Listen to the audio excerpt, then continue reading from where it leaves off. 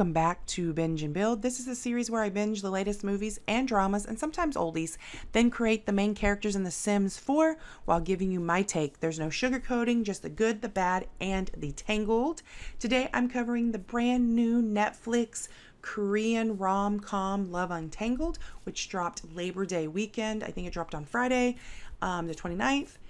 It is set this is a set in the past. It is set in 1998 in Busan, and it follows Siri, I think that's how you say her name, a teenager battling with insecurities about her curly hair, and Yoon-seok, the quiet transfer student who ends up being the love story she didn't expect. If I butcher their names, please forgive me. I always try, but sometimes I'm just not good with names. So this episode, I'm creating the two leads and their school uniforms because a lot of this story does take place while they're in school, because the main girl, she is 19, and then the lead boy, he is 20. He is older. They kind of make jokes about that in the movie. So let's start with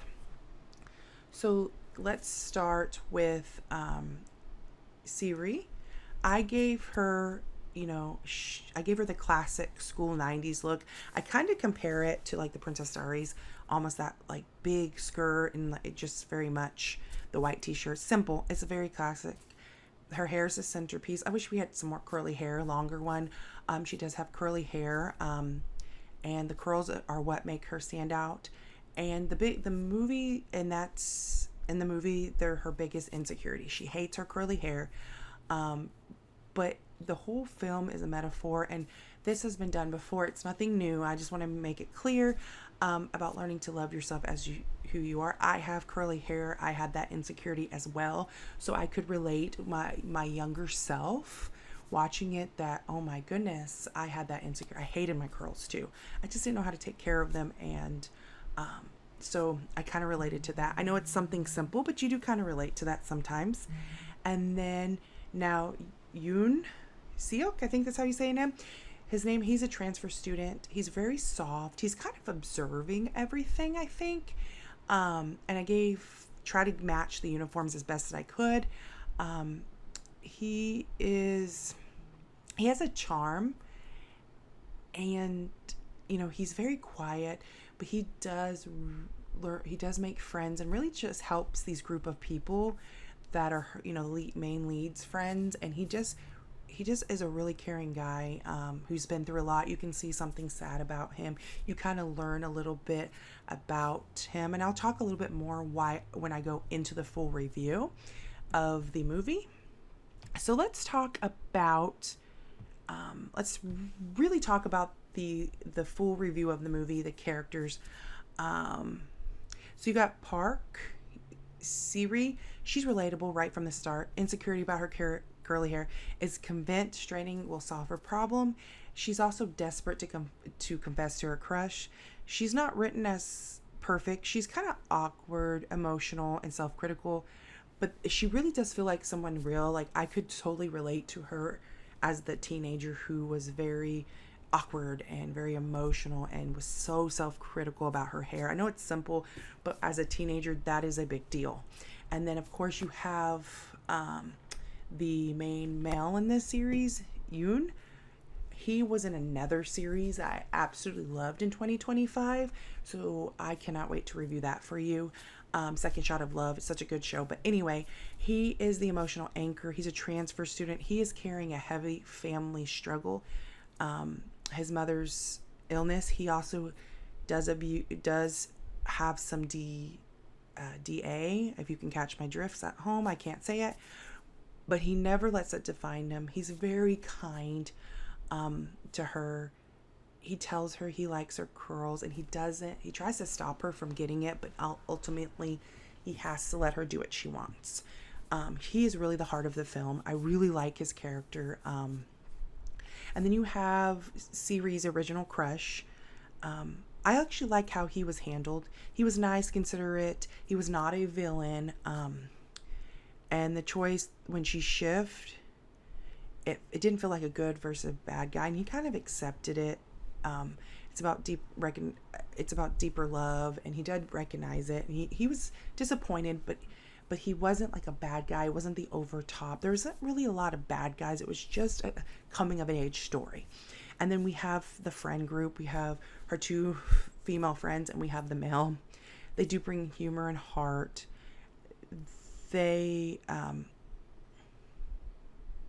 she does have a friend they call, I think, Flintstone, and she does straighten her hair, and it kind of triggers because she does have the messy hair just like the lead, and it does trigger her a little bit, and changing herself.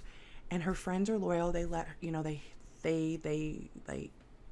when she is still kind of liking her original crush, they're like, yeah, he likes you and all this stuff. So very supportive friends, and they do help her make those little a jar. I don't quite understand what those are, but like the jar, and she's gonna put like give it to him, and she does give it to him. But yes, I do like that. And I kind of want to talk, and then we have the male lead's mother. She is central to the film's heavier subplot. Through her, we do see her son's vulnerability and why sometimes he distances himself. She also tied to she's also tied to Siri through the hair salon scenes, which is clever, tied to the theme of self-image and family together. We do have some there's some cameos in there about the cafe owners. There's like a cafe owner, and they do add some like just a little plot to kind of move it forward. So yes, I do like them. So let's talk about the standout part. So the best part of Love Untangled is like the ocean rescue, where she does rescue him, and she saves him. It's over the top. It's actually kind of twist. Usually the boy saves the girl, but now this is the girl saving the boy, especially for K-dramas, it establishes their connection, and it establishes like him starting to be friends, and like she helps him so she can get that hair treatment through his mom. So that kind of helps. I do like that.